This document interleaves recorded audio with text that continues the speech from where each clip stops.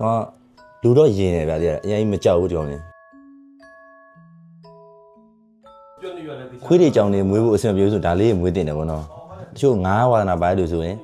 ငါးလေးတွေမွေးတယ်ကိုယ်ကကိုဝါဒနာပါဗောနော်အဲ့ရမိုက်တယ်လည်းမဆိုစိတ်ထွက်ပေါက်တစ်ခုပဲဗောဗျာ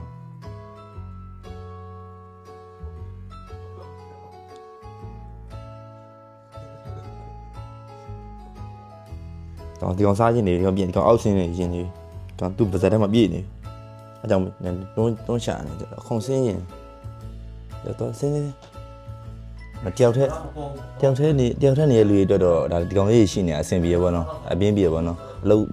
သွားရင်စာလေးထည့်ခဲ့လိုက်လှုပ်ပြန်လာရင်စာလေးကျွေးလိုက်နေပေါ့နော်အဲ့လိုမျိုး